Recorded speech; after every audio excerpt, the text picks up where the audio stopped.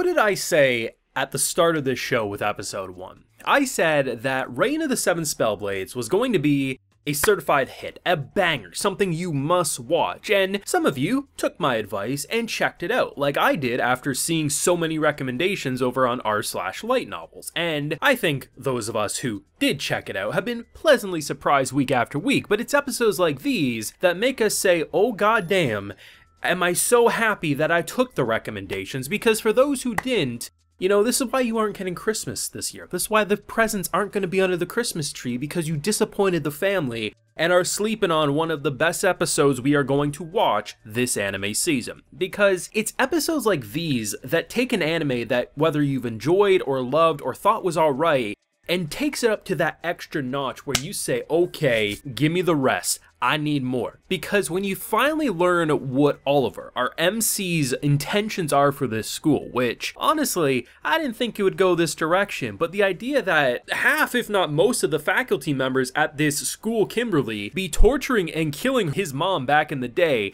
and his entire purpose is to hunt down all the scumbags, principal included, and the first one we see him kill, he uses 128 ways of pain and torture that he inflicted on his mother, and the man taps out around 58 before he cuts his head off as you see the cult behind him that's all like, we're gonna hunt these scumbags down. This was incredible, and I need more. Full live reaction to today's wonderful episode is available on my Patreon. If you would like to see my full uncut thoughts, it's over there if you're interested. Now, there's a lot to dissect about this episode. We get to see two Spellblades in action. The first of which is our girl Nanana, who apparently has the rare untold 7th Spellblade, which basically breaks time and space to be faster than the speed of light. And goddamn was that impressive. We see Oliver's Spellblade, which essentially allows him to see the future, as, I mean, initially when you see him seemingly get his throat slit, you know that can't be right, because he's the MC, he's gonna be sticking around. But the idea of showing all the different, like, futures and picking the one that will ultimately allow him to win, because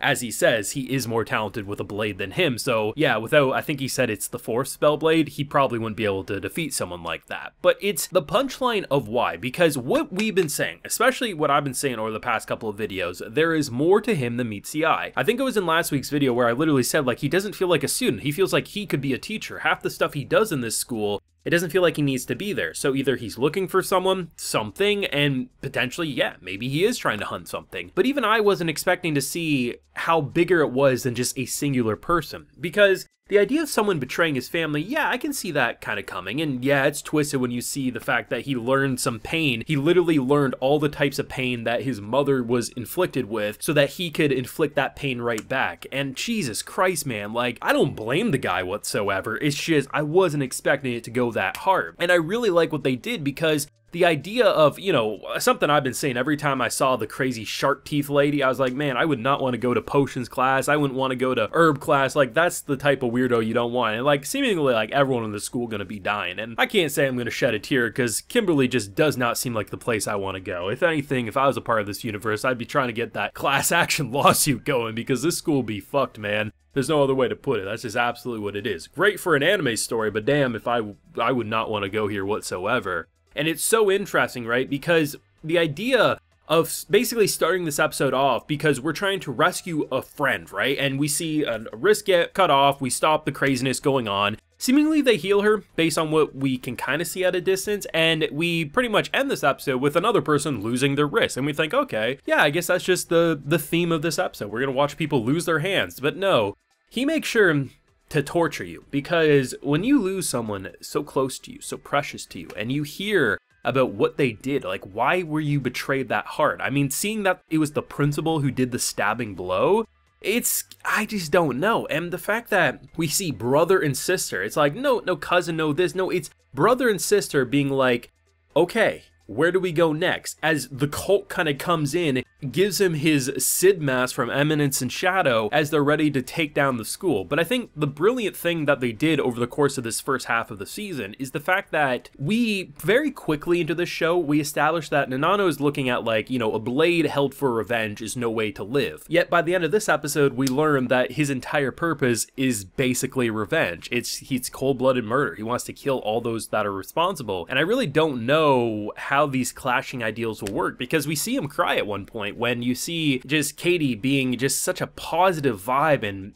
energy. Like, it's something that clearly that probably needs a bit of in his life, and I don't know where we go, but this was great because I think we all walked in thinking, okay, the big moment, yeah, there might be a death, there might be something shocking, but it will be surrounding Katie, the kidnapping, this crazy bitch, and what she's doing with the troll, right? But no, that was the smallest part of the episode. It was really good because, like I said, seeing the 7th Spellblade in action, I thought she should be dipping. I was like, oh man, look at all these tangled webs kind of clouding her blade. There's no way she's going to do it. Turns out, literally distorting time and space just to be faster than the speed of light. That was absolutely cool. And then to see, of course, our boy Spellblade, who, honestly, that's like the coolest ability that you could have for a warrior. Being able to see things before they happen, choosing the right path, absolutely OP, but obviously going to have its hindrance, especially as we see by the end of the episode about how he can only do a couple things 2 times, and then after that, who knows, he might end up dying from it. It just is a really solid episode with, you know, some unexpected comedy as well in the midst. So, I'm not gonna lie, before the teacher got absolutely killed, I was loving it. I was laughing. I was having a blast when he's basically talking about how, like, the world is filled with morons. He's like, you know, maybe a percentage of the world are intelligent, the rest are morons. And I'm like, damn, we got some ghetto mindset over here. Screw the monkeys. And I'm like, you know what? Respect to that goal. That's kind of hilarious, only to just realize that, no, I wasn't with you at all, Oliver. I'm with you 100%, boy. Don't kill me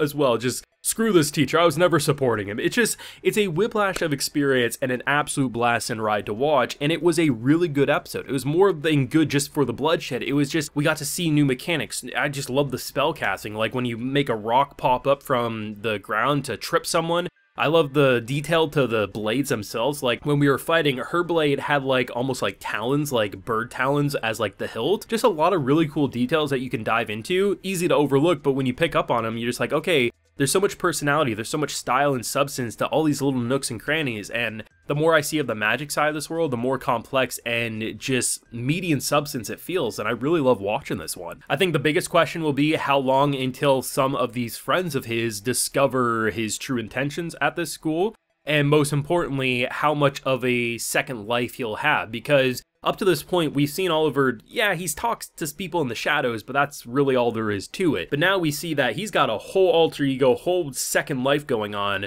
But most likely tomorrow, we get to next week, right? You know, tomorrow for him in this world, he's going to go to school like nothing happened. He's going to have his normal face on. And I'm interested to see how the cracks might start showing, especially the deeper he goes into revenge and probably the eventual team up, you know, the fight between Nanano as well as Oliver. That's bound to happen eventually, especially with such clashing beliefs. And it'll be interesting to see where they take it. But I love to know everyone's thoughts, especially if you're anime original. What did you think? Because for me, the most shocking point wasn't necessarily that he tortured a teacher. It's the fact that it's bigger than a singular person. It's the fact that it's like the whole school needs to go. And as someone who's been saying, screw Kimberly, I mean, I'm here for that. But let me know what you thought down below. Leave a like if you enjoyed, subscribe if you're new around here. Of course, ring that bell so you can get notified when I upload more videos to the channel. Like I mentioned, we do have that full live reaction available on my Patreon. And hey, while you're there, you also get a video shout out. So today we have Count, Viscount, Power 9987, Hikari Lounge, Isaac Farnsworth, Davlin, and Leoncho Garcia. So I appreciate the support, everyone. Please take care and have a good one.